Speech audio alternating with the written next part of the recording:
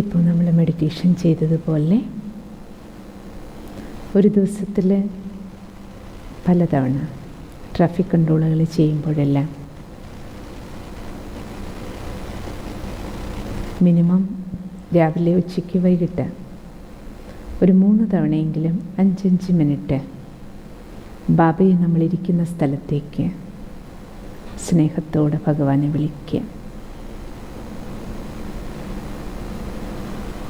ഇത് നമുക്ക് നമ്മൾ ജോലി ചെയ്യുന്ന സ്ഥലത്താണെങ്കിലും നമ്മുടെ വീട്ടിലാണെങ്കിലും എവിടെ ഇരുന്നുകൊണ്ട് നമ്മൾ മെഡിറ്റേഷൻ ചെയ്യുകയാണെങ്കിലും ബാബയുടെ കിരണങ്ങളെ നമ്മളിലേക്കും നമ്മുടെ ശരീരത്തിലും നമ്മുടെ ഭവനത്തിലും നമ്മുടെ ബന്ധുമിത്രാദികൾക്കും നമ്മുടെ പരിസരത്തിലേക്കും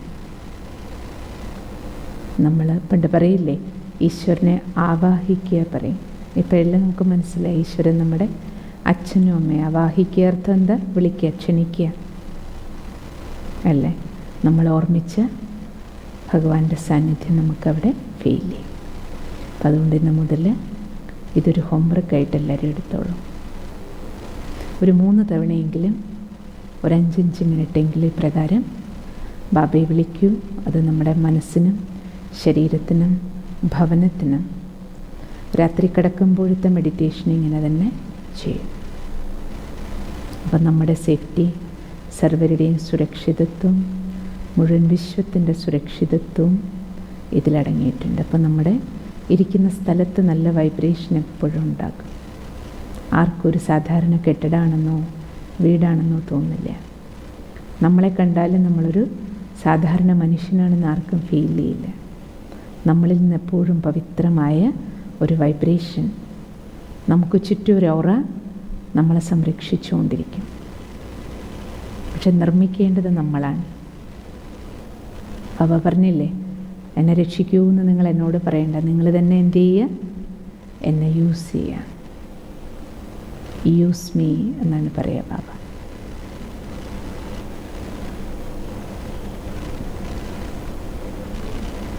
ഇന്ന് നമുക്ക് രാജയോഗം, സന്യാസയോഗവുമാണ്. നമ്മൾ ആദ്യമേ പറഞ്ഞുവല്ലോ, സർവയോഗങ്ങളുടെയും സമന്വയമാണ് രാജയോഗം. ഇന്ന് നമുക്ക് രാജയോഗത്തെ എന്തുകൊണ്ടാണ് സന്യാസയോഗമെന്ന് പറയണത് അതിനെക്കുറിച്ച് മനസ്സിലാക്കാം.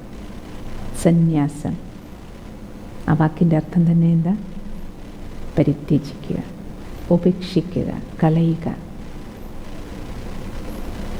അപ്പം നിങ്ങൾ ചിന്തിക്കുന്നുണ്ടാവും, യോ സിസ്റ്ററെ, രാജയോഗം പഠിച്ചപ്പോൾ ഞങ്ങളൊക്കെ സന്യാസിയാകുമോ?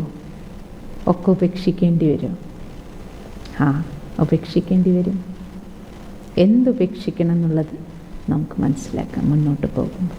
എന്നിട്ട് നിങ്ങൾ തീരുമാനിക്കുക, എനിക്കിത് ചെയ്യാൻ പറ്റുമോ, എനിക്ക് രാജയോഗി ജീവിതം ജീവിക്കാൻ കഴിയുമോ ഇല്ലയോ എന്ന്. ആദ്യം നമുക്ക് രാമായണത്തിൽ നോക്കാം.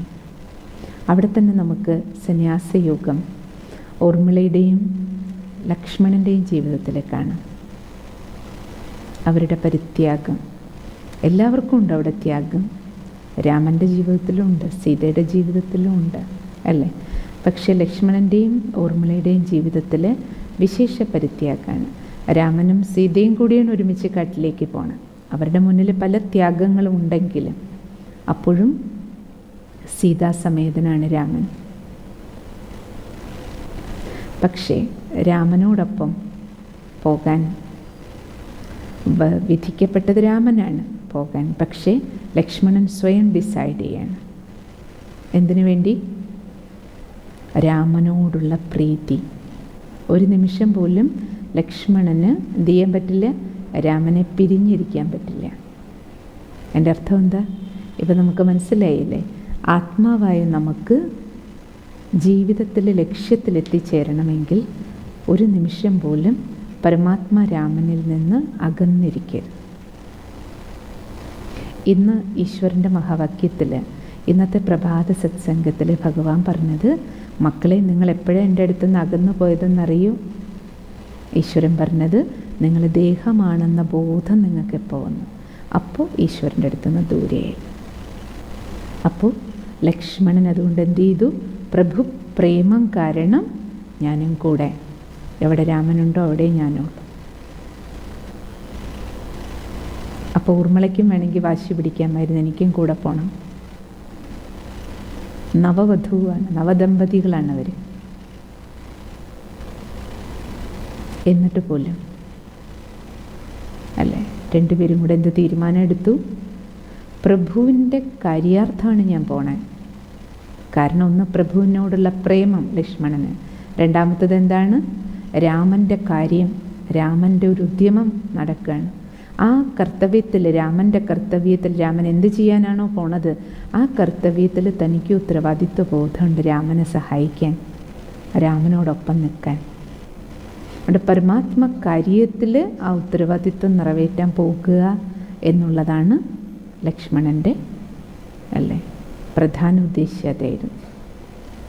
അപ്പോൾ ഊർമിളയ്ക്ക് എന്ത് കിട്ടി? ഊർമിളയ്ക്ക് അതേപോലെ സേവനം കിട്ടി. രാജകാര്യത്തിൽ രാജമാതാക്കളെ അവരുടെ ദുഃഖത്തിൽ അവരെ സാന്ത്വനിപ്പിക്കുക, അവരുടെ കാര്യങ്ങൾ ചെയ്യുക അല്ലേ. എല്ലാ ഉത്തരവാദിത്വങ്ങളും ഊർമിളയ്ക്ക് നൽകി. ഊർമിള അത് സന്തോഷത്തോടെ സ്വീകരിച്ച് ലക്ഷ്മണൻ പിരിയുകയാണ്. ഇത്ര നീണ്ട കാലം അല്ലെ. പൊതുവെ ലോകത്തിൽ എന്താ പറയുക, നവദമ്പതികൾക്ക് പിരിഞ്ഞിരിക്കേണ്ടി വരിക എന്ന് പറഞ്ഞാൽ, തുടക്കത്തിൽ തന്നെ വേർപിരിഞ്ഞിരിക്കുക എന്ന് പറഞ്ഞാൽ അതേതോ ഒരു വലിയ അല്ല ദുർവിധി പോലെയാണ് എല്ലാവരും കാണുക. പക്ഷേ ഊർമിളയും ലക്ഷ്മണനും സ്വയം സന്തോഷത്തോടു കൂടി സ്വീകരിച്ചതാണ് ആ ത്യാഗം അല്ലേ. അത് മാത്രമോ, അതിനുശേഷമോ ലക്ഷ്മണന് രാമനെ സീതയും സംരക്ഷിക്കാൻ രാത്രിയും പകലും ഉറക്കമൊഴിച്ചിരിക്കണം. നിദ്രാദേവിയോട് അപേക്ഷിച്ചപ്പോൾ, പക്ഷെ ആ നിദ്ര ആരെങ്കിലും സ്വീകരിക്കണം. അതും ആർക്ക് കൊടുത്തു? ലക്ഷ്മണൻ്റെ നിദ്രയും കൂടി മറ്റാരെങ്കിലും ഏറ്റെടുക്കണം. അതും ഊർമിളയെ ഏൽപ്പിച്ചു. അപ്പോൾ ഊർമിളയുടെ ജീവിതത്തിൽ നോക്കിയാൽ അല്ലേ, ആ പ്രായം മുഴുവൻ ഇത്രയും വർഷം ഉറങ്ങി തീർക്കേണ്ടി വന്നു. എന്തിന്? പ്രഭു കാര്യത്തിന് സപ്പോർട്ട് കൊടുക്കാൻ. അപ്പം ഇതെല്ലാം നമുക്കറിയാം സംഭവങ്ങൾ അല്ലേ. ഋഷി ഇതിഹാസം രചിക്കുമ്പോൾ ഓരോ സംഭവങ്ങളും അതിൽ ചേർത്ത് വെക്കണ എന്തിനാണ്? നമുക്ക് ഓരോരുത്തർക്കും ഓരോ പാഠം തരും. ഒരു കുടുംബത്തിൽ എന്തെങ്കിലും ഒരു വിപത്ത് വന്ന് സംഭവിക്കുന്ന സമയത്ത് നമ്മൾ ഓരോരുത്തർക്കുള്ള കർത്തവ്യം എന്താണ്? അവിടെ ഓരോരുത്തർക്കും പല ത്യാഗങ്ങളും ചെയ്യേണ്ടി വരും ആ വിപത്തിനെ നേരിടാൻ. പക്ഷെ സ്വമേധയാ ആ ത്യാഗം സഹിക്കാൻ എത്ര പേര് തയ്യാറാകുന്നുള്ളതാണ്. സന്തോഷത്തിൻ്റെ സംഭവങ്ങളാണെങ്കിൽ എല്ലാവരും പങ്കിടും സന്തോഷം. പക്ഷെ കുടുംബത്തിലൊരു ആപത്ത് വന്ന് ഭവിക്കുമ്പോൾ ഓരോരുത്തർക്കും അവരവൻ്റെ റെസ്പോൺസിബിലിറ്റി. അവിടെ ഊർമിളയ്ക്ക് കരഞ്ഞുകൊണ്ടിരിക്കാൻ പറ്റില്ല. നമുക്കും ജീവിതത്തിൽ അതാ വേണ്ടേ. അത് നമ്മൾ ആര് തന്നെയാണെങ്കിലും, സ്ത്രീകളാകട്ടെ പുരുഷന്മാരാകട്ടെ, ഭാര്യയുടെ റോളാകട്ടെ ഭർത്താവിൻ്റെ റോളാകട്ടെ, അമ്മയുടെ റോളാകട്ടെ അമ്മായിമ്മയുടെ റോളാകട്ടെ, നമ്മൾ മകളാകട്ടെ മരുമകളാകട്ടെ, നമുക്ക് ഓരോരുത്തർക്കും ജീവിതത്തിൽ ഓരോ സന്ദർഭങ്ങളിലും നമ്മുടെ ദൈനംദിന ജീവിതത്തിൽ പലതരത്തിലുള്ള കയറ്റിറക്കങ്ങൾ വരും. പക്ഷെ ആ സമയങ്ങളിലെല്ലാം നമ്മൾ ഓരോരുത്തരും അവരവർക്ക് കിട്ടിയ റോള് ഏറ്റവും ഭംഗിയായി അല്ലേ അഭിനയിക്കുക എന്നുള്ളതാണ്. അല്ല ഞാനും വരിക, സന്തോഷം അതാണ്, ചാടിയിറങ്ങി പോണില്ല. തൻ്റെ സന്തോഷത്തിന് തൻ്റെ സുഖത്തിനല്ല അവിടെ പ്രാധാന്യം കൊടുത്തത്. പിന്നെ ആ കുടുംബ ഭദ്രതയ്ക്ക് വേണ്ടിയിട്ട് എന്താണ് ഏറ്റവും ഉത്തമമായ കർത്തവ്യം, അതിനുവേണ്ടി തൻ്റെ സ്വാർത്ഥ സുഖം, തൻ്റെ സുഖഭോഗങ്ങളെല്ലാം അവിടെ ത്യാഗം ചെയ്യണം.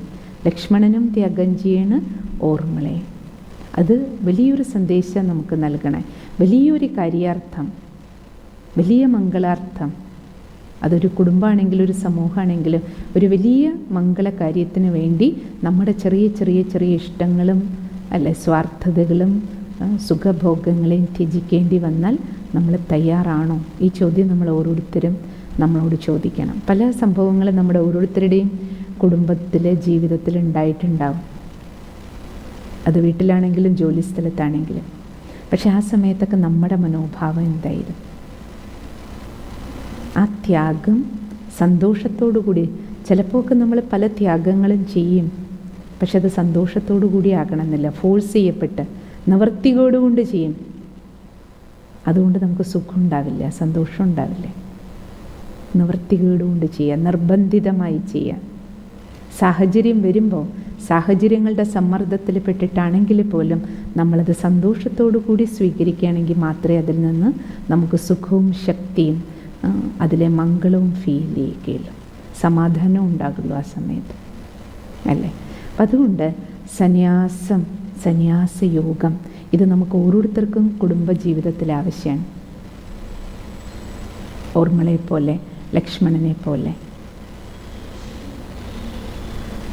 ശങ്കരാചാര്യരുടെ കാലഘട്ടത്തിലാണ് സന്യാസധർമ്മം അദ്ദേഹമാണല്ലോ തുടങ്ങി വെച്ചത്. ശ്രീ ശങ്കരാചാര്യർ അല്ലേ, അദ്ദേഹത്തിൻ്റെ പ്രേരണയാൽ ബ്രഹ്മചര്യത്തിന് മഹത്വം കൽപ്പിച്ചുകൊണ്ട് ബ്രഹ്മചാരികളെ തയ്യാറാക്കി. അങ്ങനെ ധാരാളം പുരുഷന്മാരെ കുടുംബം വിട്ട് ബ്രഹ്മചര്യം അനുഷ്ഠിച്ച് സന്യാസധർമ്മം സ്വീകരിച്ച് അതൊരു മിഷണറി ആയിരുന്നു അദ്ദേഹം. അതിലൂടെ അവരെ ബ്രഹ്മചാരികളാക്കി തയ്യാറാക്കി ഭാരതത്തിൻ്റെ മംഗളത്തിനായി അനേക സേവന പ്രവർത്തനങ്ങൾക്ക് വേണ്ടിയിട്ട് തയ്യാറാക്കി. അവരെല്ലാവരും കുടുംബം വിട്ട് അല്ലേ മഠങ്ങളിലേക്ക്, സന്യാസ മഠങ്ങളിലേക്ക് താമസം മാറ്റി. അവിടെ ഇരുന്നുകൊണ്ട് അവർ അനേകം ആത്മീയ സാമൂഹിക സേവന കാര്യങ്ങൾ തങ്ങളുടെ ജീവിതം കൊണ്ട് ചെയ്തു. ആ സന്യാസധർമ്മത്തെക്കുറിച്ച് നമുക്ക് എല്ലാവർക്കും അറിയാം. അതുകൊണ്ട് സന്യാസി എന്ന് പറയുമ്പോൾ തന്നെ നമ്മുടെ എല്ലാവരുടെയും മനസ്സിൽ വരുന്നത് എന്താണ്? അയ്യോ, കാഷായ വസ്ത്രം, രുദ്രാക്ഷം, വീട് വിട്ടു പോവുക, കുടുംബം ഉപേക്ഷിച്ച് പോവുക, കടമകൾ ഉപേക്ഷിച്ച് പോവുക, അല്ലേ? എന്നിട്ട് വേറെ എവിടെയോ പോയി കാട്ടിലോ അല്ലെങ്കിൽ മഠത്തിലോ എവിടെയെങ്കിലും താമസിക്കുക. സന്യാസി എന്ന് പറയുമ്പോൾ തന്നെ നമ്മുടെ മനസ്സിലെ ചിത്രം അതാണ് വരുന്നത്, അല്ലേ? അപ്പം നമുക്ക് മനസ്സിലാക്കേണ്ടത് ശങ്കരാചാര്യ സന്യാസധർമ്മം സ്ഥാപിക്കുന്നതിന് മുമ്പ് നമ്മുടെ ഭാരതത്തിൻ്റെ ചിത്രം നമ്മൾ ഏണിപ്പടിയുടെ ചിത്രം പറഞ്ഞപ്പോൾ നിങ്ങൾ ശ്രദ്ധിച്ചിട്ടുണ്ടാകും, അല്ലേ? അതിന് മുമ്പേ ശരിക്കും പറഞ്ഞാൽ ഈ ഭാരതഭൂമിയിൽ സന്യാസധർമ്മം കുടുംബങ്ങളിൽ നിലനിന്നിട്ടുണ്ട്.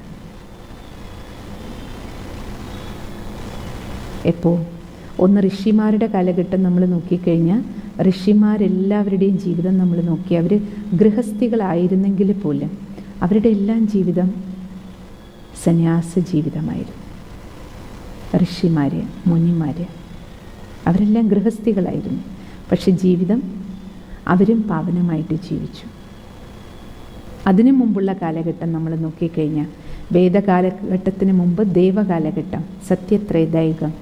ആ സമയത്തും ലക്ഷ്മി നാരായണൻ പവിത്ര ഗൃഹസ്ഥമാണ് കാണിക്കുന്നത്, അല്ലേ? അവരുടെ ചിത്രങ്ങളിൽ അതുകൊണ്ടാണ് എപ്പോഴും ഹാലോ കണ്ടിട്ടില്ലേ? ഏത് ദേവനെയും ദേവിയെയും കാണിക്കുമ്പോൾ അവരുടെ തലയ്ക്ക് ചുറ്റും, ഫുൾ ബോഡിക്ക് ചുറ്റും, അല്ലേ, ഒരു ഓറ കാണിക്കാറുണ്ട്. അതിൻ്റെ അർത്ഥം എന്താ? പ്യൂരിറ്റി, പവിത്രത. കുടുംബമാണ്.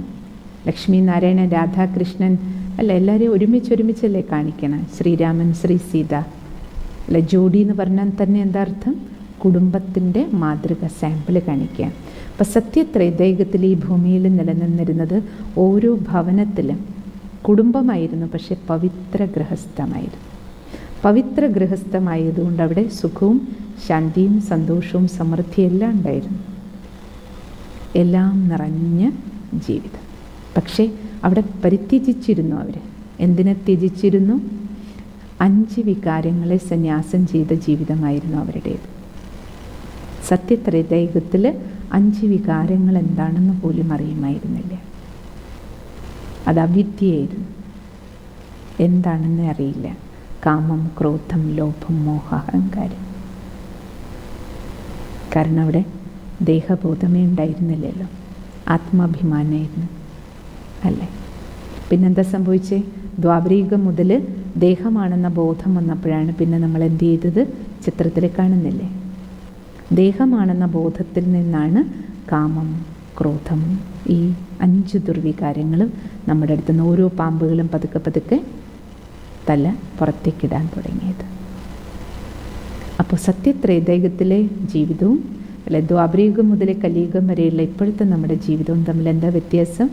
ആദ്യത്തെ അരക്കൽപ്പം 5 വികാരങ്ങളെ ത്യജിച്ച ജീവിതമായിരുന്നു, അതിനെ സന്യാസം ചെയ്തു. ദ്വാപരയുഗം മുതൽ കലിയുഗം വരെ നോക്കിയാൽ പതുക്കെ നമ്മൾ വികാരങ്ങളുടെ പിടിയിൽ അമർന്നു. എന്തായി?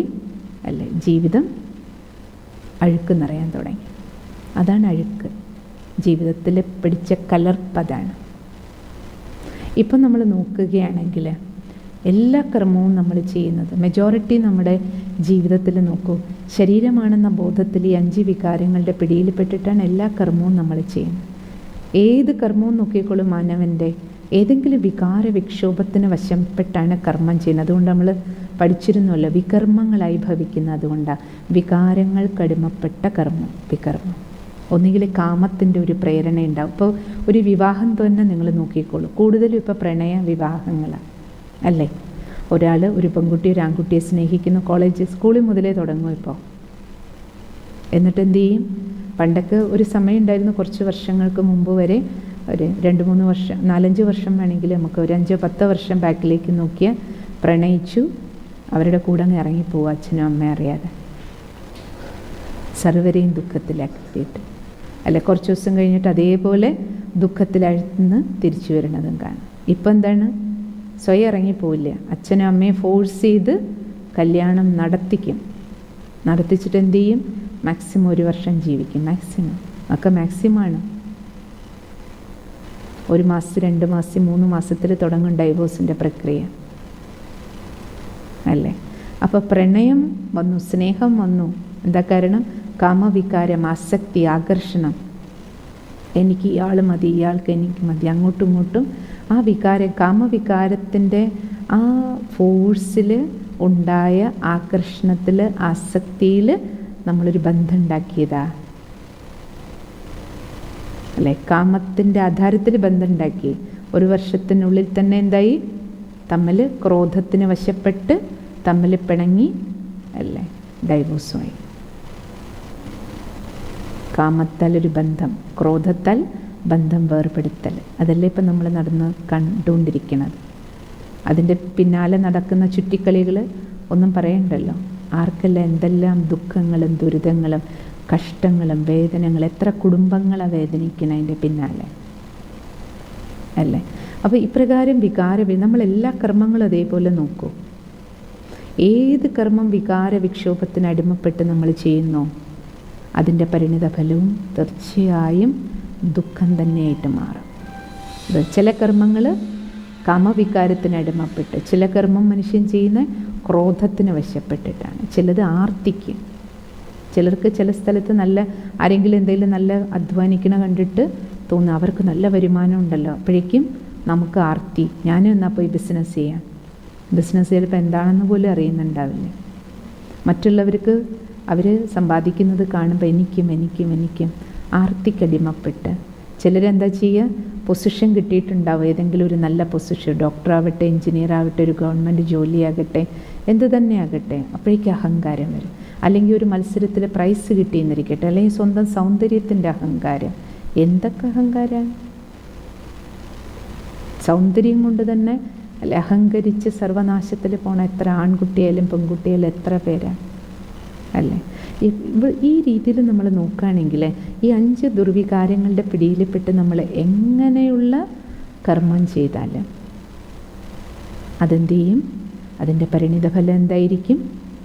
ദുഃഖം തന്നെ, ദുഃഖം. ഭഗവാൻ പറയും, മക്കളെ, ഈ 5 വികാരങ്ങൾ നിങ്ങളുടെ ജീവിതത്തിൻ്റെ ആദ്യ മധ്യ അന്ത്യം ദുഃഖം തരും. അതിൽ തന്നെ ഭഗവാൻ പറയുന്ന ആദ്യത്തെ വികാരം കാമവികാരത്തിനടിമപ്പെട്ടിട്ടാണ് ജീവിതത്തിൻ്റെ ആദ്യമധ്യാന്ത്യം ദുഃഖം.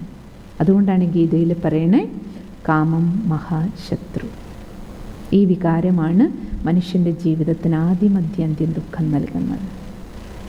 അതുകൊണ്ട് ദുഃഖത്തിൽ നിന്ന് മുക്തിക്കുള്ള യുക്തിയും ഭഗവാൻ പറയുന്നത് എന്താണ്? മക്കളെ, ഇതല്ലേ നിങ്ങൾക്ക് ദുഃഖം തരണേ, അതുകൊണ്ട് ഈ 5 വികാരങ്ങളെ ത്യജിക്കൂ.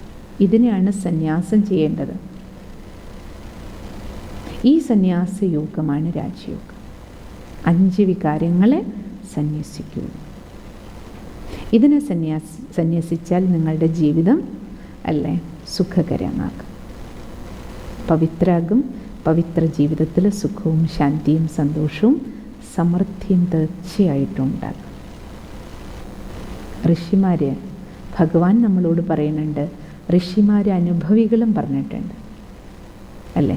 അവർ അനേക രാജാക്കന്മാരുടെ ജീവിതം കണ്ടിട്ട്, ഏതെല്ലാം രാജാക്കന്മാർ കാമിയും ക്രോധിയും ലോഭിയും മോഹി അഹങ്കാരിയുമായി തങ്ങളുടെ ജീവിതത്തെ സർവനാശത്തിലേക്ക് കൊണ്ടുപോയോ, അത് കണ്ട് അനുഭവം കൊണ്ടാണ് അവരും ലോകത്തിനോട് പറഞ്ഞത്. ഈ വികാരമാണ് സർവനാശത്തിൻ്റെ കാരണം.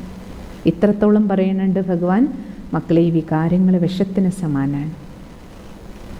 സദോ ഗുണങ്ങൾ അമൃതാണെങ്കിൽ 5 വികാരങ്ങൾ വിഷസമാനാണ്. അതുകൊണ്ട് എന്ത് ചെയ്യണം?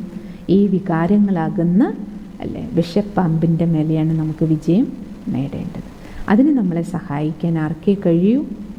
സ്വയം പരംപിതാ പരമാത്മാ, സർവഗുണങ്ങളുടെ സാഗരം, സർവശക്തികളുടെ കടൽ, അറിവിൻ്റെ കടൽ.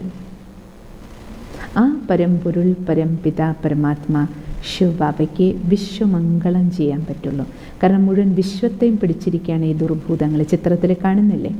പരമാത്മാ പിതാവ് വന്ന് ജ്ഞാനപ്രകാശം തരികയാണ്.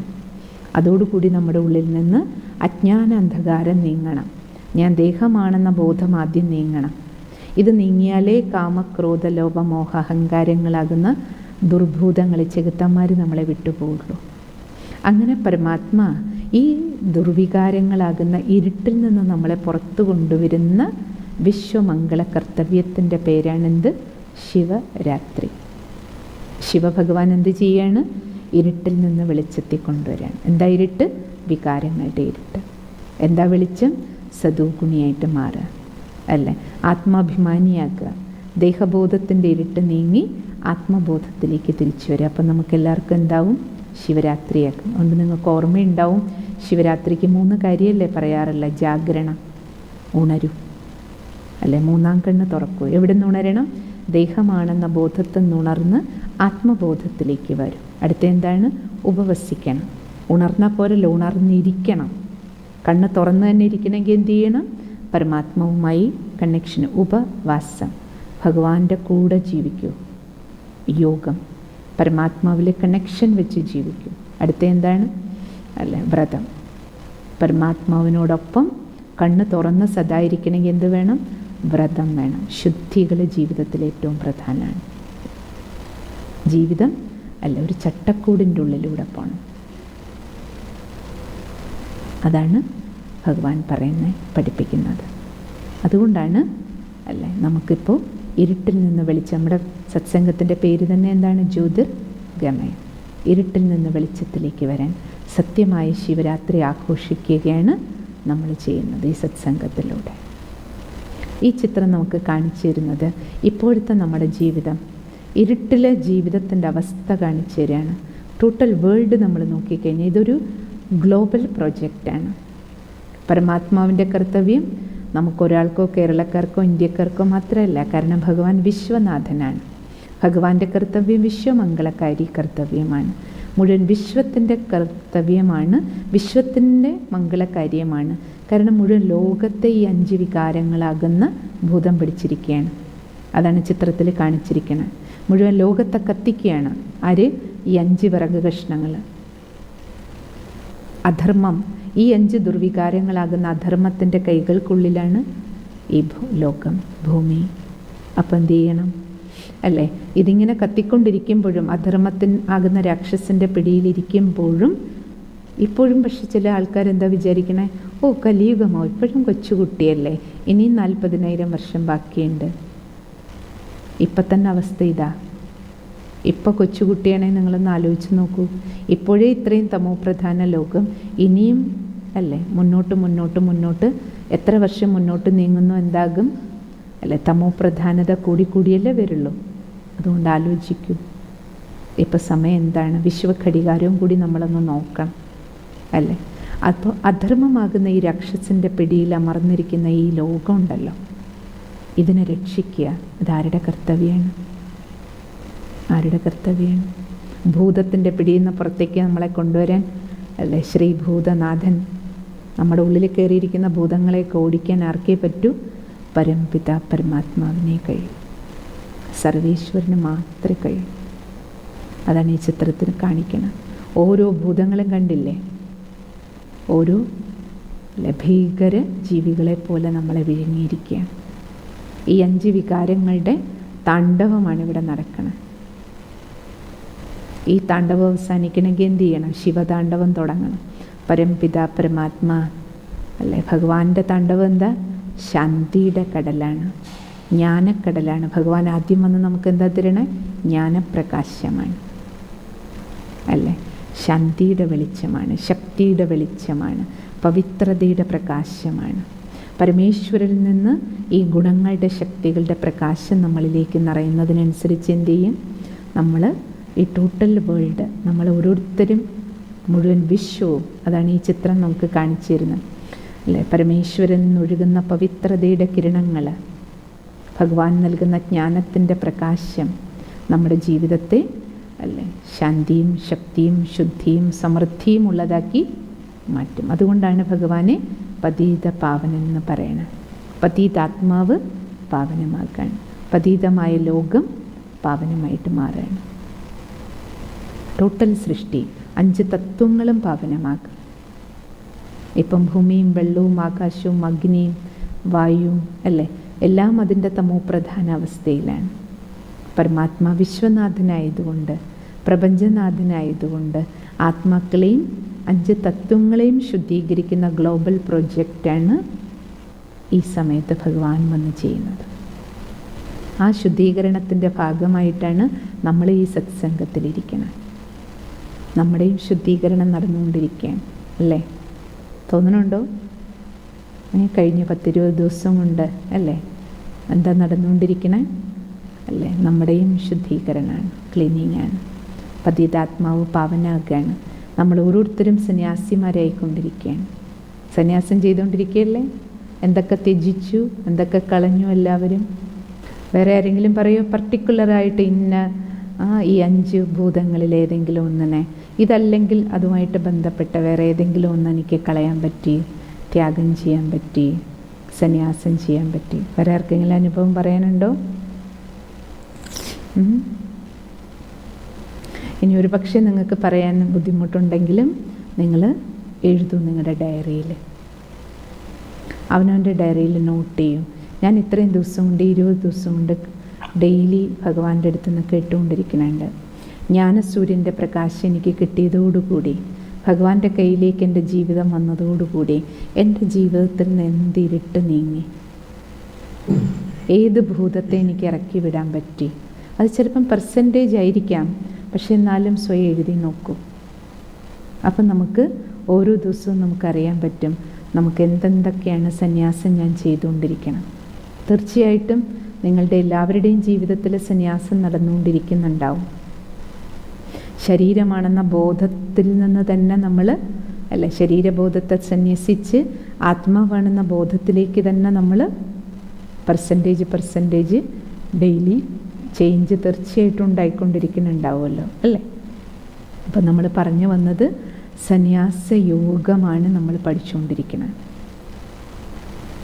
നമ്മളെ ഭഗവാൻ സത്യമായ സന്യാസിമാരാക്കാണ്. കാരണം ഈ 5 ദുർവികാരങ്ങളുടെ സന്യാസത്തിലൂടെ നമുക്ക് മോക്ഷം കിട്ടുള്ളൂ. ഗജേന്ദ്ര മോക്ഷം നമ്മൾ കേട്ടിട്ടുണ്ടല്ലോ കഥ, അല്ലേ? ഗജേന്ദ്ര മോക്ഷ കഥ നിങ്ങൾക്ക് എല്ലാവർക്കും അറിയുന്നുണ്ടാവും. ആന ചതുപ്പ് നിലത്തിൽ ചെളിക്കുണ്ടിൽ പെടുന്നത്, ആ ചെളിക്കുണ്ടിൽ നിന്ന് രക്ഷപ്പെടാൻ വേണ്ടിയിട്ടുള്ള പരിശ്രമത്തിൽ, ചെളിക്കുണ്ടിൻ്റെ പ്രത്യേകത അറിയാമല്ലോ, ഒരു കാല് ഉയർത്തി നമ്മൾ രക്ഷപ്പെടാൻ നോക്കുമ്പോൾ എന്താ സംഭവിക്കുക? അടുത്ത കാല് കൂടുതൽ താഴേക്ക് പോവുക ചെളിക്കുണ്ടിൽ. നമ്മളെവിടെയെങ്കിലും ഒരു ചെളിക്കുണ്ടിപ്പെട്ടാലും സൂക്ഷിക്കണം. ചെളിക്കുണ്ടിപ്പെടാൻ വേണ്ടി സ്വയം ഒരു കാലെടുത്തിട്ട് അടുത്ത കാലുകൊണ്ട് വീണ്ടും രക്ഷപ്പെടാൻ ശ്രമിക്കരുത്. ഒരു ചെളിക്കുണ്ടിപ്പെട്ട അവിടെ നിന്നുകൊണ്ട് ഒരു ഒച്ചയുണ്ടാക്കി ആരെങ്കിലും വിളിക്കുക. കാരണം ഇല്ലെങ്കിൽ നമ്മൾ കൂടുതൽ ചെളിയിലേക്ക് താഴേക്ക് പോകും. അതേപോലെ അല്ലേ ഗജേന്ദ്രമോക്ഷത്തെ നമ്മളെന്താ കേട്ടിട്ടുള്ളത്? താമരത്തണ്ടിൽ പോയി പിടിച്ചു, താമരപുഷ്പം എടുത്തു. ആ താമരപുഷ്പം ആനയുടെ തുമ്പിക്കൈയിൽ വയ്ക്കുന്ന സമയത്ത് അത് കണ്ടുകൊണ്ട് വിഷ്ണു തന്നെ നമസ്കരിക്കുകയാണ്, തനിക്ക് വേണ്ടി പുഷ്പാർച്ചന ചെയ്യുകയാണ്. ആ സങ്കല്പത്തിൽ വിഷ്ണു വന്ന് സുദർശന ചക്രം ഉപയോഗിച്ച് അല്ലേ ആനയെ മുതലയുടെ വായിൽ നിന്ന് രക്ഷിച്ചു എന്ന് നമ്മൾ കേട്ടിട്ടുണ്ട്. എൻ്റെ അർത്ഥം എന്താണ്? ചെളിക്കുണ്ട്. ഏതാ ചെളിക്കുണ്ട്? ഈ കലിയുഗി ചെളിക്കുണ്ട്, വികാരി ലോകം. 5 വികാരങ്ങളുടെ ചെളിക്കുണ്ടിൽ പെട്ട് കിടക്കുന്ന നമ്മളെ നമ്മൾ ആഗ്രഹിക്കുന്നുവോ അല്ലെ? താമരപുഷ്പാർത്ഥം പവിത്രമായൊരു ജീവിതം ജീവിക്കാൻ ആഗ്രഹിക്കുന്നുവെങ്കിൽ താമര എപ്പോഴും സൂര്യനെ മാത്രമേ നോക്കി നിൽക്കുള്ളൂ. അതിൻ്റെ വേര് ചെളിയിലാണ്, അല്ലേ, വെള്ളത്തിലാണ്. പക്ഷെ പൂവ് എപ്പോഴും സൂര്യനെ നോക്കിയാണ് ജീവിക്കണേ. അപ്പോൾ അതുകൊണ്ട് ഈ കലിയുഗി ചെളിക്കുണ്ടിലാണെങ്കിലും നമ്മളെല്ലാവരും ഗൃഹസ്ഥത്തിൻ്റെ വെള്ളത്തിലൂടെയാണ് നീന്തിപ്പോയിക്കൊണ്ടിരിക്കുന്നതെങ്കിലും ആത്മാവാകുന്ന ഈ താമര വിടർന്ന് ആത്മാവായി എനിക്ക് പരമാത്മാവാകുന്ന സൂര്യനെ നോക്കി നമ്മൾ ജീവിക്കാൻ ആരംഭിക്കുകയാണെങ്കിൽ ആ പരമാത്മ സൂര്യൻ എന്ത് ചെയ്യും? നമുക്ക് മോക്ഷം നൽകും. എന്ത് മോക്ഷം? അല്ലെ, ചെളിക്കുണ്ടിൽ നിന്ന് നമ്മളെ മുക്തമാക്കും. വികാരങ്ങളുടെ ചെളിക്കുണ്ടെന്ന് പുറത്ത് കൊണ്ടുവരും. മോക്ഷം എന്ന് പറഞ്ഞാൽ തന്നെ എന്താ അർത്ഥം? മോഹക്ഷയം. മോഹങ്ങളിൽ നിന്ന് നമ്മളെ മുക്തമാക്കും. അല്ലെ, 5 ദുർവികാരങ്ങളുടെ ചെളിക്കുണ്ടിൽ നിന്നും പുറത്തേക്ക് വരാൻ നമ്മളെ സഹായിച്ചുകൊണ്ടിരിക്കും. അത് ഓട്ടോമാറ്റിക്കലി ആ സഹായം നമുക്ക് വന്നു ചേരും. എങ്ങനെ? ഒന്ന് ജ്ഞാനത്തിൻ്റെ രൂപത്തിൽ പരമാത്മ നമ്മളെ സഹായിക്കും. കാരണം 5 ദുർവികാരത്തിൽ നിന്ന് പുറത്തു വരാൻ ഭഗവാൻ നമ്മളെ സദോ ഗുണി ആക്കിക്കൊണ്ടാണ് സഹായിക്കുന്നത്. സദോ ഗുണങ്ങളിൽ നിങ്ങൾക്കറിയാം, ഒന്ന് ജ്ഞാനമാണ്, രണ്ടാമത്തത് ശക്തിയാണ്, ബാക്കി 5 ഗുണങ്ങളാണ്. അല്ലേ, ജ്ഞാനം ഡെയിലി തരുന്ന സത്സംഗം, പിന്നെ ശക്തികളെന്ന് പറഞ്ഞാൽ അല്ലേ, സഹിക്കാൻ, ക്ഷമിക്കാൻ, അഡ്ജസ്റ്റ് ചെയ്യാൻ, തിരിച്ചറിയാൻ എല്ലാ ശക്തികളാണ്. നമ്മൾ ഈ അഷ്ടശക്തികൾ അത് നമുക്കിനി അടുത്തൊരു ഭാഗത്ത് ഡീറ്റെയിൽഡായിട്ട് പഠിക്കാം. ജ്ഞാനബലം, പിന്നെ ശക്തികളുടെ ബലം, പിന്നെ 5 ഗുണങ്ങൾ ആണല്ലോ. ഇത് ഇത്രയും ടോട്ടലാണ് 7 ഗുണങ്ങൾ നമ്മൾ പഠിച്ചിരിക്കുന്നത്. അപ്പം ജ്ഞാനബലവും ഒപ്പം ശക്തി പരമാത്മാവിൻ്റെ ഓർമ്മയിൽ നിന്ന് മെഡിറ്റേഷനിലൂടെ നമുക്ക് ശക്തി കിട്ടും. ബാക്കി 5 ദിവ്യ ഗുണങ്ങൾ. ഈ 5 ദിവ്യ ഗുണങ്ങളും ജ്ഞാനവും ശക്തിയും നമ്മളെ അല്ലേ ഈ 5 വികാരങ്ങളുടെ ചെളിക്കുണ്ടിൽ നിന്ന് പുറത്തേക്ക് വരാൻ സഹായിക്കും. ഞാൻ ശുദ്ധ പവിത്രാത്മാവാണെന്നുള്ള സ്മൃതിയിൽ, പവിത്രതയിൽ സാഗരനായ പരമാത്മാവിനെ ഓർമ്മിച്ച് ആത്മാവിൽ പ്യൂരിറ്റിയുടെ ബലം വരുമ്പോൾ എന്താകും? കാമവികാരത്തിൽ നിന്ന് നമ്മൾ മുക്തമാകാൻ തുടങ്ങും. കാമനകൾ, ഇച്ഛകളിൽ നിന്ന് സർവശ്രേഷ്ഠ ഇച്ഛ നമ്മൾ വെച്ച് ഭഗവാനിൽ കുടുങ്ങി കൊളുത്തപ്പെട്ട് ജീവിക്കുമ്പോൾ ബാക്കി വസ്തുവ്യക്തി വൈഭവങ്ങളുടെ കുടുക്കിൽ നിന്ന് നമ്മൾ രക്ഷപ്പെടാൻ തുടങ്ങും. അടുത്ത എന്താ? ക്രോധം. നമ്മുടെ ഉള്ളിൽ ശാന്തിയുടെ ശക്തി. ഞാനൊരു ശാന്തസ്വരൂപാത്മാവാണ്, ശാന്തിയുടെ സാഗരനായ പരമാത്മാവിൻ്റെ കുട്ടിയാണ്. ഈ നിരന്തര അഭ്യാസം, ഈ അവബോധം ഡെയിലി ഭഗവാൻ ഇന്നത്തെ മഹാവാക്യത്തിൽ ഈശ്വരൻ പറഞ്ഞു, മക്കളെ നിങ്ങൾ ഒരാളോട് പോലും ക്രോധിക്കരുത്. ക്രോധം ഭൂതമാണ്. ആ ഭൂതം നിങ്ങളുടെ ഉള്ളിലുണ്ടെന്ന് നിങ്ങൾ മനസ്സിലാക്കിയാൽ ആ ഭൂതത്തെ നിങ്ങൾ പുറത്താക്കൂ. ആ ഭൂതത്തെ പുറത്തേക്ക് കളയും. കാരണം അതെൻ്റെ സ്വത്തല്ല, അത് രാവണ സ്വത്താണ്. രാവണ സ്വത്തിനെ പുറത്ത് കളയും. രാമൻ തന്ന സ്വത്ത് കൈകാര്യം ചെയ്യൂ, രാമൻ തന്ന സ്വത്ത് ഉപയോഗിക്കൂ. നിങ്ങൾ എന്നിട്ട് ഇന്ന് ഭഗവാൻ ഇതും കൂടി പറഞ്ഞു, മക്കളെ നിങ്ങൾ ദേഷ്യപ്പെട്ട ആരോട് എന്ത് പറയുന്നു, അതിന് പകരം അത് നിങ്ങളുടെ ആത്മസഹോദരനല്ലേ, സ്നേഹത്തോടെ പറഞ്ഞ കാര്യവും നിങ്ങൾക്ക് നടത്താം. ഇപ്പോൾ ഭായി ബിനുഭായി അനുഭവം പറഞ്ഞ്, ആരാ ഭായി പേരും ഞാൻ മറന്നു, ബ്രദർ ബിനു കൃഷ്ണ അല്ലേ, ബ്രദർ അനുഭവം പറഞ്ഞില്ലേ, ഞാൻ ഇതുവരെ എൻ്റെ കൂടെയുള്ള ജോലിക്കാരോട് ദേഷ്യപ്പെട്ടാണ് പെരുമാറിയിരുന്നത്. ഇപ്പം അതേ ജോലിക്കാരുടെ കൂടെയാണ്, അതേ ജോലി സ്ഥലത്താണ്. ജോലി വിട്ടില്ല, ജോലി സ്ഥലം സന്യസിച്ചില്ല, കൂടെയുള്ള കൂട്ടുകാരെ സന്യസിച്ചില്ല. പക്ഷെ ഭായി എന്ത് സന്യസിച്ചു? ക്രോധത്തെ സന്യസിച്ചത് കൊണ്ടാണ് ഇപ്പം അവരുടെ കൂടെ അതേ ആൾക്ക്, അതേ സ്ഥലത്ത്, അതേ ആൾക്കാരുടെ കൂടെ നമുക്ക് ജീവിക്കാം. ഭഗവാനും പറയണ അതാണ്, മക്കളെ നിങ്ങൾ കുടുംബം ഉപേക്ഷിക്കണ്ട, കടമകളൊന്നും ഉപേക്ഷിക്കേണ്ട. നിത്യേന മഹാവാക്യത്തിൽ ഭഗവാൻ ഇതാ പറയണം. അതൊക്കെ പരിധിയുള്ള സന്യാസമാണ് മക്കളെ. നിങ്ങൾ ചെയ്യേണ്ടത് അതേ വീട്ടിൽ, അതേ ബന്ധുമിത്രാദികളുടെ കൂടെ അതേ കടമകൾ നേരത്തെ നിങ്ങൾ ചെയ്യുന്നതിനേക്കാളും സ്നേഹത്തോടെ ഉത്തരവാദിത്വപൂർണ്ണമായിട്ട്. ഇപ്പം ബ്രദർ ഒരു വാക്ക് പറഞ്ഞില്ലേ, ഇപ്പം ഞാൻ അവരുടെ കൂടെ ചെയ്യാൻ തുടങ്ങി. ഇതുവരെ നമ്മൾ ബോസ്സായിരുന്നെങ്കിൽ പോലും നമുക്കങ്ങനെ ബോസ്സായിട്ടിരിക്കാൻ പറ്റില്ല. ഓട്ടോമാറ്റിക്കലി നമ്മൾ കൂടെ ചെയ്യുന്നവരായിട്ട് മാറും. ഇങ്ങനെ ധാരാളം ഓരോ ബ്രഹ്മകുമാരി കുമാരന്മാർ ആരെല്ലാം ഈ ജ്ഞാനം പഠിച്ചുകൊണ്ടിരിക്കുന്ന ഓരോരുത്തരുടെ അനുഭവം ഇതാണ്. നിറയെ പേരുടെ അനുഭവം, നിങ്ങളെപ്പോലെയുള്ള ധാരാളം പേരുടെ അനുഭവം സിസ്റ്ററുടെ മുന്നിലുണ്ട്. അതിൽ എനിക്കിപ്പോൾ ഓർമ്മ വരുന്നത് തിരുവനന്തപുരത്ത് പോത്തീസ് എന്ന് പറയുന്നത് നിങ്ങൾക്കറിയാലോ, വലിയൊരു ഗ്രൂപ്പാണ്, ബിസിനസ് ഗ്രൂപ്പാണ്. അതിൻ്റെ മാനേജിങ് ഡയറക്ടർ മഹേഷ് ഭായ്, അവർ ഡെയിലി മുരളി സത്സംഗം കേൾക്കുക, മെഡിറ്റേഷൻ ചെയ്യുന്ന രണ്ടുപേരും വൈഫും ഹസ്ബൻഡും. നിങ്ങൾക്കറിയാം എത്ര വലിയ ബിസിനസ്സുകാരനാണ്. അവിടെ പോത്തീസിൽ നമ്മുടെ ക്ലാസ്സും നടക്കുന്നുണ്ട്. അവിടുത്തെ ഏറ്റവും മേലത്തെ നിലയിൽ ആ വലിയ ബിൽഡിങ്ങിൽ സമുച്ചയത്തിൽ ഏറ്റവും മേലെ നമ്മുടെ രാജയോഗ മെഡിറ്റേഷൻ ക്ലാസ് നിത്യേന അവിടെ ക്ലാസ് നടക്കുന്നുണ്ട്. അവിടെ 100 കണക്കിന് അവിടെ സ്ഥാപനത്തിലെ തൊഴിലാളികൾ ഡെയിലി ക്ലാസ് കേൾക്കുന്നവരുണ്ട്. ഡെയിലി മെഡിറ്റേഷൻ ക്ലാസ് നടക്കണം ദിവസവും ബാച്ചായിട്ട്. അവിടുത്തെ ജോലിക്ക് ബുദ്ധിമുട്ട് വരാതെ ഗ്രൂപ്പായിട്ട് വിട്ട് അവിടെ ക്ലാസ് അദ്ദേഹം എല്ലാവർക്കും കൊടുക്കുന്നുണ്ട്. കാരണം അദ്ദേഹം സ്വയം പഠിക്കേണ്ടത്. അപ്പോൾ അവിടെ ഫസ്റ്റ് പ്രോഗ്രാമിന് സിസ്റ്റർ പോയിട്ടുണ്ടായിരുന്നു. സ്റ്റാർട്ടിങ്ങിൽ അവിടെ ക്ലാസ് ആരംഭിച്ചപ്പോൾ അന്ന് കണ്ട ഒരു കാഴ്ച സിസ്റ്റർ നിങ്ങളോട് പറയാം.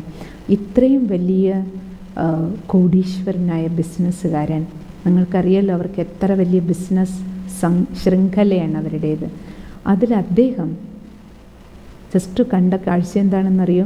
അവർക്കെല്ലാവർക്കും കഴിക്കാൻ വേണ്ടിയിട്ട് ചായയും വടയും എന്തോ കൊണ്ടുവന്നിട്ടുണ്ടായിരുന്നു പ്രോഗ്രാമിന് ശേഷം കൊടുക്കാൻ. അദ്ദേഹം സ്വയം ടീ ക്യാനിൽ നിന്ന് ചായ ഒഴിച്ചിട്ട് എല്ലാവർക്കും കൊടുക്കണം അവരുടെ കൂടെ നിന്നിട്ട്. ആര്? വ്യക്തി ആര്? ആലോചിക്കണം. ഇത്രയും വലിയ സംരംഭത്തിൻ്റെ ഓണർ. അതാണ് ഉണ്ടാകുന്ന മനോഭാവത്തിലെ ചേഞ്ച്. അതുകൊണ്ട് നമ്മൾ പഠിക്കുന്നത്, പരമാത്മ പറയുന്നത്, മക്കളെ ഇതൊരു സമയമാണ്. ഈ യുഗപരിവർത്തന വേളയിൽ നിങ്ങൾക്ക് വേണ്ടത് എന്താ? ദേഹമാണെന്ന ബോധത്തിൽ നിന്ന് പരിവർത്തനപ്പെട്ട് ആത്മാവാണെന്ന ബോധം വരുമ്പോൾ തന്നെ നമുക്ക് എന്ത് ചെയ്യാൻ തുടങ്ങും? 5 വികാരങ്ങളെ നമ്മൾ സന്യസിക്കാൻ തുടങ്ങും. ഈ സന്യാസം ചെയ്യാൻ വീട് വിടണോ? ഇനി നിങ്ങൾ പറയും, വീട് വിടണോ? ജോലി വിടണോ? കടമകൾ വിടണോ? ഒന്നും വേണ്ട. ഇപ്പം അനുഭവം ഉണ്ടല്ലോ. അനുഭവികൾ എത്ര പേരാ അല്ലേ? ലക്ഷക്കണക്കിന് കുടുംബങ്ങൾ നിങ്ങളെപ്പോലെ ബ്രഹ്മകുമാരീസിലെ കുടുംബസമേതം കേൾക്കുന്നവർ ധാരാളം പേരുണ്ട്. ചെറുപ്പക്കാർ 1,00,000-ഓളം ചെറുപ്പക്കാരുണ്ട്.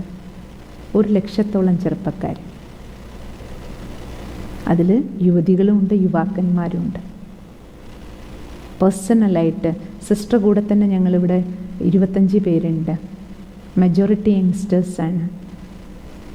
എല്ലാവരും ചെറുപ്പക്കാരാണ്. ചെറിയ ചെറിയ പ്രായത്തിൽ ഓരോരുത്തർക്കും 10 വയസ്സിൽ, 15 വയസ്സിൽ, 16 വയസ്സിൽ, 20 വയസ്സിൽ ഈ മെഡിറ്റേഷൻ ക്ലാസ് കേൾക്കാനും പഠിക്കാനും ഈശ്വരീയ സേവനങ്ങൾ ചെയ്യാനും തുടങ്ങിയതാണ്. നമ്മൾ എല്ലാവരുടെയും ജീവിതം നോക്കുകയാണെങ്കിൽ കമ്പാരിറ്റീവ്ലി പുറത്തെ ലോകത്തിലെ യുവതി യുവാക്കൻ എല്ലാവരും നമ്മൾ അതേ കലിയുഗത്തിലെ ചെളിക്കുണ്ടിൽ നിന്ന് വന്നവരാണ്. പക്ഷേ ഈ ജ്ഞാനത്തിലൂടെ, മെഡിറ്റേഷൻ പ്രാക്ടീസ് ചെയ്യുന്നതിലൂടെ, ഈശ്വരീയ സേവനങ്ങളിൽ നമ്മൾ നമ്മുടെ ജീവിതത്തെ സഫലമാക്കുന്നതിലൂടെ നമുക്ക് മനസ്സിലാകുന്നുണ്ട് ഈ 5 ദുർഭൂതങ്ങളുടെ പിടിയിൽ നിന്ന് നമ്മൾ എങ്ങനെ പുറത്തേക്ക് വരണം. ഓരോ ദിവസവും നമുക്ക് ഫീൽ ചെയ്യുന്നുണ്ട് നമുക്ക് മോക്ഷം കിട്ടണത്. ഭഗവാന്റെ മഹാവാക്യത്തിൽ ഗീതയിലും ഉണ്ടല്ലോ, നഷ്ടോ മോഹ സ്മൃതിയിലബ്ധ. മോഹത്തെയാണ് നമുക്ക് ജയിക്കേണ്ടത്. അതാണ് മോക്ഷം. മരണത്തിന് ശേഷം കിട്ടുന്ന മോക്ഷത്തിനായി എല്ലാവരും തപസ് ചെയ്യാറുണ്ട്, പ്രാർത്ഥിക്കാറുണ്ട്. മരണത്തിന് ശേഷം നമുക്കെല്ലാവർക്കും ഇത് നമുക്ക് അറിഞ്ഞുവല്ലോ, ഇത് നമ്മുടെ ലാസ്റ്റ് സമയമാണ്. കാലചക്രത്തിൽ നമ്മൾ എന്താ പഠിച്ച്? കലിയുഗമാണ്, സംഗമയുഗത്തിലെത്തി നമ്മൾ. ഇനി നമുക്ക് തിരിച്ച് മടക്കയാത്രയാണ്. നമുക്ക് എല്ലാവർക്കും വീട്ടിൽ പോവാം. വീട്ടിലേക്ക് പോകുന്ന മോക്ഷം നമുക്ക് എല്ലാവർക്കും കിട്ടും, കാരണം എല്ലാവരും മടങ്ങിപ്പോവും. പക്ഷേ അതിനേക്കാളും ശ്രേഷ്ഠമായ മോക്ഷം ഏതാണ്? ഭഗവാൻ പറയണ മക്കളെ, ജീവൻ മുക്തി. അത് മുക്തിയാണ്, വീട്ടിലേക്ക് പോകുന്നത്. പക്ഷെ ഭഗവാൻ പറയണ മക്കളെ, ജീവൻ മുക്തിയാണ് സർവശ്രേഷ്ഠ മോക്ഷം. ജീവിച്ചിരിക്കെ നിങ്ങൾക്ക് ലിബറേഷൻ, ഫ്രീ ആക്കാൻ പറ്റണം. ഏതിൽ നിന്ന്? സർവ്വ തെറ്റുകളിൽ നിന്ന്. ആത്മാവിൻ്റെ ശക്തി ക്ഷയിപ്പിക്കുന്ന, ആത്മാവിൻ്റെ പ്രകാശം കെടുത്തുന്ന, ആത്മാവിൽ ചെളി പിടിപ്പിക്കുന്ന, ആത്മാവിൽ അഴുക്കുണ്ടാക്കുന്ന, മനസ്സിൽ ഭാരമുണ്ടാക്കുന്ന, നമ്മളെ കെട്ടിവരിയുന്നത് പോലെ ഉള്ള എന്തെല്ലാം കർമ്മങ്ങൾ നമ്മളിൽ നിന്ന്, അല്ലെ, മനസ്സോ ചിന്തയോ വാക്കോ പ്രവൃത്തിയോ ഉണ്ടോ, അതിൽ നിന്നാണ് നിങ്ങൾ സ്വതന്ത്രരാവേണ്ടത്. അതിലെങ്ങനെ സ്വതന്ത്രരാകണം? ജീവിച്ചിരിക്കുക, ആത്മാവ് ഈ ശരീരത്തിലിരിക്കെ എല്ലാ കാര്യങ്ങളും ചെയ്തുകൊണ്ടും എല്ലാവരോടൊപ്പം ജീവിച്ചുകൊണ്ടും നിങ്ങൾ മറ്റു കെട്ടുകളിൽ നിന്ന്, നിങ്ങളെ വരിഞ്ഞു മുറുക്കിയിരിക്കുന്ന കെട്ടുകളിൽ നിന്ന് സ്വതന്ത്രരാകും. അതിൻ്റെ പേരാണ് ജീവൻ മുക്തി. അതുകൊണ്ടാണ് വിവേകാനന്ദ സ്വാമി പറഞ്ഞ്, നിങ്ങൾ മോക്ഷം എന്ന് പറയുന്ന ഒരു മരണാനന്തര ബഹുമതിയായിട്ടല്ല, നിങ്ങൾ ജീവിച്ചിരിക്കെ സർവ്വ പാപങ്ങളിൽ നിന്നും തെറ്റുകളിൽ നിന്നും മുക്തരാക്കും. ആദ്യം നിങ്ങൾ നിങ്ങളുടെ മനസ്സുകൊണ്ട് നിങ്ങൾ സ്വതന്ത്രരാക്കും, അല്ലേ? സ്വന്തം ഇഷ്ടാനിഷ്ടങ്ങളുടെ എന്തെല്ലാം ചങ്ങലകൾക്കുള്ളിൽ, ജയിലുകൾക്കുള്ളിലാണ് നമ്മൾ കിടക്കണം. ചിലർക്ക് എന്താ ഇഷ്ടം, അല്ലേ? ഒന്നും ചെയ്യാതെ ചുമ്മാതിരിക്കുന്നതാണ് ഇഷ്ടം. അതവരുടെ ഇഷ്ടമാണ്, പക്ഷേ അതൊരു ജയിലാണ്. ആലസ്യം ബാധിച്ചിരിക്കുക, അലസമായിട്ടിരിക്കുക, എന്തെല്ലാം തരത്തിലുള്ള ജയിലാണ്, അല്ലേ? ചിലർക്ക് കിടന്നുറങ്ങണതാണ് ഇഷ്ടം. അതിലൂടെ നമുക്ക് എന്താ ലാഭം? ഇപ്രകാരം നമ്മൾ ഇഷ്ടത്തിൻ്റെ ലിസ്റ്റ് നമ്മൾ നോക്കിയാൽ അതിലൂടെ നമുക്ക് എത്ര നഷ്ടങ്ങൾ ഉണ്ടായിക്കൊണ്ടിരിക്കുന്നുണ്ട്, മറ്റുള്ളവർക്ക് എത്ര കഷ്ടം ഉണ്ടായിക്കൊണ്ടിരിക്കുന്നുണ്ട്. സ്വയത്തിന് നഷ്ടം, അല്ലേ? കുടുംബത്തിന് എത്ര നഷ്ടം, എത്ര പേർക്ക് ദുഃഖം, അല്ലേ? പേര് നമ്മുടെ ചില ദൗർബല്യങ്ങൾ, അത് കാരണം കൊണ്ട് തന്നെ നമുക്കും നമ്മുടെ കുടുംബത്തിനും നമ്മുടെ സമൂഹത്തിനും നമ്മുടെ രാഷ്ട്രത്തിനും എത്ര വലിയ നഷ്ടമാണ്. അതുകൊണ്ട് ഭഗവാൻ എന്താ പറയണേ? മോക്ഷം നേടും. ഏതിൽ നിന്ന്? അല്ലെ, എല്ലാ ദുർവികാരങ്ങളിൽ നിന്നും മോക്ഷം നേടും. അതിന് പ്രധാനപ്പെട്ടത് ഈ 5 ദുർവികാരങ്ങളിൽ നിന്ന് നമുക്ക് മോക്ഷം കിട്ടണം. അതിപ്പോഴാണ് ജീവിച്ചിരിക്കുക. അതാണ് ദ്വിജൻ, 2ാം ജന്മം കിട്ടിയവൻ. നമുക്ക് ഭഗവാൻ പേര് തന്നില്ലേ, നിങ്ങൾ ബ്രാഹ്മണനാകും. ശൂദ്രൻ എന്ന് ബ്രാഹ്മണനാകുക എന്ന് പറഞ്ഞാൽ എന്താ അർത്ഥം? ഈ 5 വികാരങ്ങളാണ് നമ്മളെ ശൂദ്രത്വത്തിൻ്റെ ചെളിക്കൊണ്ടിലേക്ക് കൊണ്ടുപോയിരിക്കുന്നത്. അതും നമുക്ക് പുറത്തു വരാൻ കഴിഞ്ഞാൽ മോക്ഷമായി. സർവ്വ ദുർവികാരങ്ങളിൽ നിന്ന്, ദുശ്ശീലങ്ങളിൽ നിന്ന്, ദുസ്വഭാവങ്ങളിൽ നിന്ന് പുറത്തേക്ക് വന്നു. അർത്ഥം എന്താ? ജീവൻ മുക്തി, ആ മോക്ഷം. പക്ഷെ അതിനെന്താ കണ്ടീഷൻ പറയണ ഭഗവാൻ? നഷ്ടോ മോഹ സ്മൃതി, സ്മൃതി സ്വരൂപരാകും. ഞാൻ ആരാണ്? ഞാൻ എങ്ങനെയുള്ള ആത്മാവാണ്? ഞാൻ ആരുടേതാണ്? എവിടുന്നാണ് വന്നത്? എനിക്ക് എവിടേക്കാണ് പോകേണ്ടത്? ഈ സ്മൃതികൾ ഉണരണം. ഈ സ്മൃതി ഉണർന്നാലേ മോക്ഷമുള്ളൂ, മോഹം ക്ഷയിക്കുള്ളൂ. അറ്റാച്ച്മെൻ്റ് എവിടെയൊക്കെ പോയി?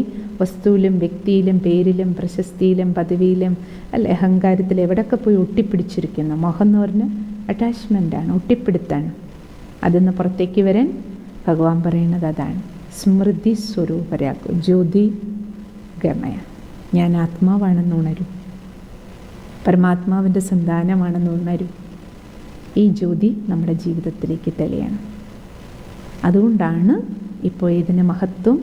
നമുക്ക് സന്യാസം ചെയ്യണം, കുടുംബത്തിലിരുന്ന് സന്യസിക്കണം. റെഡിയാണോ? വീട്ടിലിരുന്നുകൊണ്ട് സന്യാസം ചെയ്യാൻ? അതാണ് രാജയോഗി ജീവിതം. ഇല്ലെങ്കിൽ എന്ത് സംഭവിക്കും? അല്ല, നമ്മുടെ ഒരു വിരൽ പഴുത്തു കഴിഞ്ഞാൽ നമുക്കെല്ലാവർക്കും അറിയാം, ഭഗവാൻ ഒരിക്കലും നമുക്ക് വേണ്ടത് കളയാൻ പറയില്ല.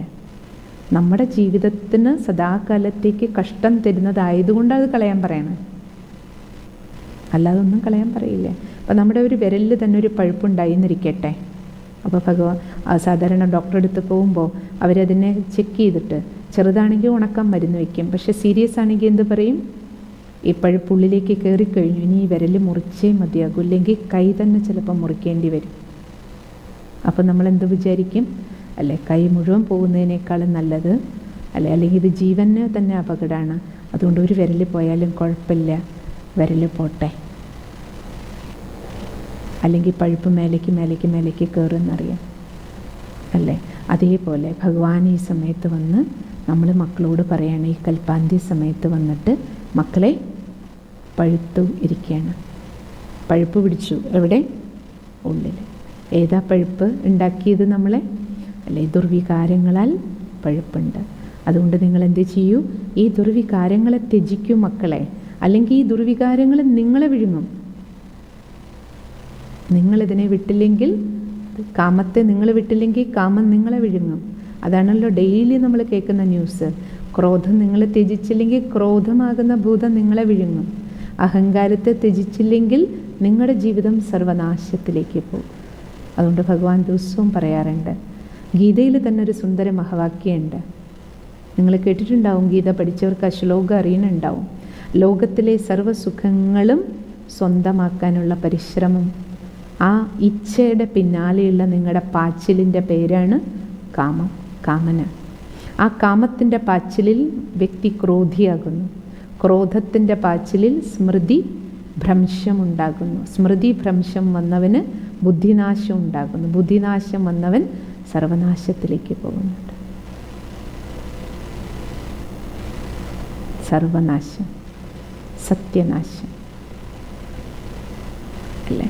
ഞാൻ സത്യസ്വരൂപാത്മാവാണെന്ന ആ ബോധം നശിച്ചതുകൊണ്ടാണ് ഈ കാമവും ക്രോധവും ലോഭവും മോഹവും അഹങ്കാരവും നമ്മളെ വലിച്ചഴക്കണം. ഇപ്പം നമുക്കതൊരു സുഖമായിട്ട് തോന്നുകയാണ്, നമുക്കതെല്ലാം സുഖം തോന്നുകയാണ്. ദേഷ്യപ്പെട്ട കാര്യം നടക്കാമല്ലോ, വേഗം നടത്താമല്ലോ അല്ലേ? അതിന് ശേഷവും അതിൻ്റെ പിന്നാലെ വരുന്ന അല്ല നമ്മുടെ മനസ്സിൻ്റെ സംഘർഷം, ശരീരത്തിനുണ്ടാകുന്ന രോഗം, ബന്ധങ്ങളിലുണ്ടാകുന്ന കേടുപാടുകൾ അല്ലേ? ഇതിലേക്കൊന്നും നമ്മുടെ ശ്രദ്ധയെ പോണില്ല. നമുക്ക് കാര്യം നടക്കണം.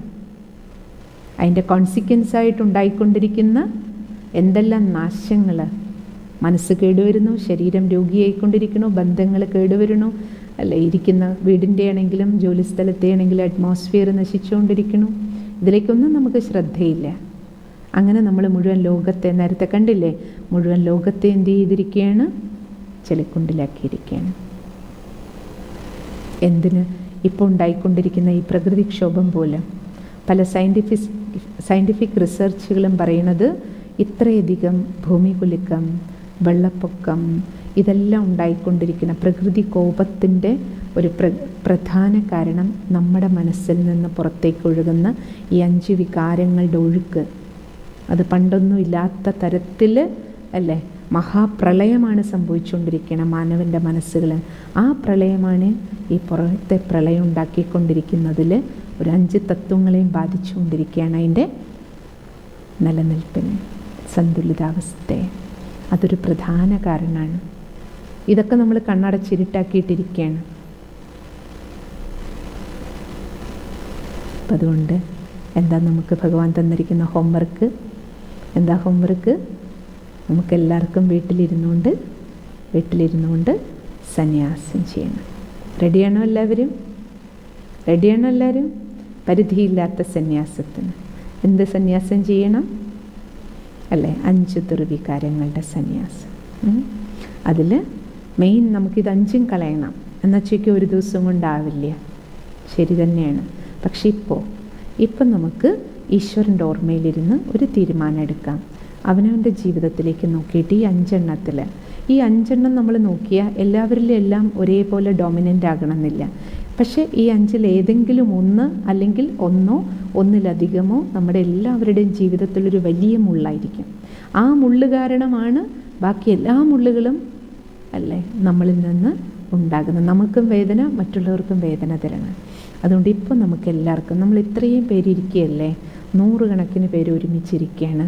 ഈ സന്ധ്യാസമയമാണ്. പരമാത്മസ്മൃതിയിലിരുന്ന് നമുക്കെല്ലാവർക്കും അവരവരിലേക്ക് നോക്കിയിട്ട് എൻ്റെ ഉള്ളിൽ ഇപ്പോഴുമുള്ള വലിയ മുള്ളെന്താണ്, എനിക്കിതുവരെ കളയാൻ പറ്റാത്തത്, ജീവിതയാത്രയിൽ ഇതുവരെ നമ്മളെല്ലാവരും സ്കൂളിൽ പഠിച്ചിട്ടുണ്ട്, കോളേജിൽ പഠിച്ചിട്ടുണ്ട്, ജീവിതത്തിലെ പല അനുഭവങ്ങൾ ഉണ്ടായിട്ടുണ്ട്. എന്നിട്ടൊന്നും എൻ്റെ ഉള്ളിൽ നിന്ന് പോകാത്ത മുള്ള്, ഇപ്പോഴും എനിക്കും മറ്റുള്ളവർക്കും കഷ്ടമുണ്ടാക്കുന്ന ആ ദുർഭൂതങ്ങളിൽ ഏതെങ്കിലും ഒന്ന് ആ ഒന്നിനെ കളയാനുള്ള ഒരു തീരുമാനം എടുത്തിട്ട് ഏതാണോ കളയേണ്ടത് അതിൻ്റെ ഓപ്പോസിറ്റായിട്ടുള്ള സദോ ഗുണത്തെ പ്രാക്ടീസ് ചെയ്യാൻ ഇന്ന് മുതൽ ആരംഭിക്കുക. അത് നിങ്ങളാരും വായിക്കൊണ്ട് പറയണ്ട, പക്ഷെ മനസ്സുകൊണ്ട് തീരുമാനമെടുത്ത് ഡയറിയിൽ നോട്ട് ചെയ്തിട്ട് പ്രാക്ടീസ് ആരംഭിക്കണം. കാരണം ക്രോധ പോണെങ്കിൽ ശാന്തിയുടെ പ്രാക്ടീസ് നമ്മൾ ചെയ്യണം അല്ലേ? കാമമാണ് പോകേണ്ടതെങ്കിൽ പവിത്രതയുടെ അഭ്യാസം നമുക്ക് ചെയ്യണം. ബാബയും ആ ഗുണത്തിൻ്റെ സാഗരമായിട്ട് തന്നെ നമ്മളെ കാണണം. അങ്ങനെ രാവിലത്തെ മെഡിറ്റേഷൻ, സന്ധ്യാസമയത്തെ മെഡിറ്റേഷൻ, ഓരോ 1 മണിക്കൂറിലെ മെഡിറ്റേഷൻ ഒരു 21 ദിവസം കണ്ടിന്യൂസ് ആയിട്ട് ആ ഒരു കാര്യത്തിന് വേണ്ടിയിട്ട് നമ്മൾ ബോധപൂർവം ചെയ്യുകയും പകൽ സമയങ്ങളിലൊക്കെ നമ്മുടെ പെരുമാറ്റത്തിൽ അറ്റൻഷനും കൂടി നമ്മൾ വെച്ചാൽ, അറ്റൻഷൻ പ്ലസ് അഭ്യാസം എന്താകും? നമുക്ക് പരിവർത്തനം ഉണ്ടാകും. സന്യാസം ചെയ്യാൻ നമുക്ക് കഴിയും. അങ്ങനെ നമുക്കെല്ലാവർക്കും കുടുംബത്തിലിരുന്നുകൊണ്ട് നമ്മുടെ ജീവിതത്തിൽ എന്തൊക്കെ കുപ്പകളുണ്ടോ അതിനെ നമുക്ക് സന്യസിക്കാം. എന്നിട്ട് ജീവിതത്തെ ഒരു യോഗി ജീവിതമാക്കാം.